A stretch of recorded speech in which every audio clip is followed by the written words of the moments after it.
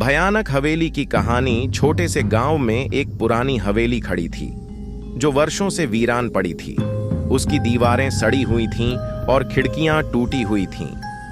लोग कहते थे कि हवेली में भूत प्रेत का वास है, लेकिन कोई भी इसकी सच्चाई की पुष्टि करने की हिम्मत नहीं करता था। गांव में एक साहसी युवा अमित ने हवेली के बारे में सुनकर सोचा कि वह इस रहस्य को सुलझाएगा। एक रात उसने हवेली की ओर रुख किया। अंधेरे में हवेली और भी डरावनी लग रही थी। उसने अपने साथ एक टॉर्च और कुछ जरूरी सामान लिया था। हवेली के भीतर कदम रखते ही उसे ठंडी हवा का झोंका महसूस हुआ और वह शॉक्ड रह गया।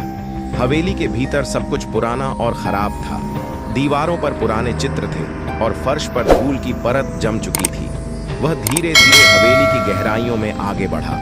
अचानक एक दबी हुई आवाज सुनाई दी, जैसे कोई उसे पुकार रहा हो।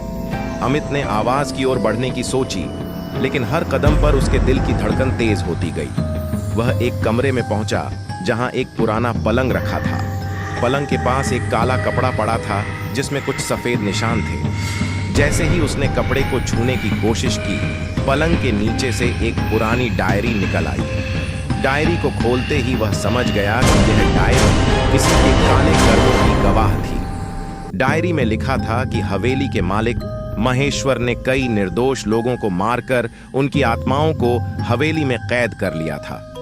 अमित की आंखें चौड़ी हो गईं। जैसे ही उसने डायरी को पढ़ना जारी रखा, अचानक कमरे में हलचल मच गई। दीवारों पर अजीब सी आवाजें आने लगीं और हवेली में अजीब अजीब घटनाएं घटने लगीं। अमित को महसूस हुआ कि हवेली में कई आत्माएं मौजूद थीं जो मुक्त होने के लिए तरस रही थीं।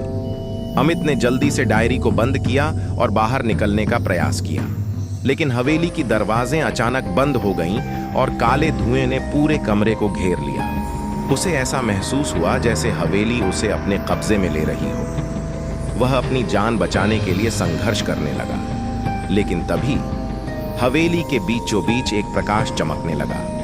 उसने देखा कि प्रकाश के बीच एक पुराना व्यक्ति खड़ा था, जिसका चेहरा दुख और पीड़ा से भरा हुआ था। वह व्यक्ति महेश्वर था, जो अब आत्मा बन चुका था। महेश्वर ने कहा, मेरी आत्मा को शांति दो और मैं तुम्हें यहां से बाहर ले जाऊंगा। अमित ने डरते हुए महेश्वर की बात मानी। उसने हवेली में पूजा की और आत्माओं को शांति देने के लिए आवश्यक महेश्वर की आत्मा को शांति मिल गई और हवेली की दीवारें जैसे कि सांस लेने लगीं। हवेली का अंधेरा और डरावना माहौल अब हल्का हो गया था। अमित ने हवेली से बाहर निकलते ही राहत की सांस ली। गांव वालों ने जब देखा कि हवेली अब पहले की तरह डरावनी नहीं थी, तो उन्होंने अमित की बहादुरी की सराहना की।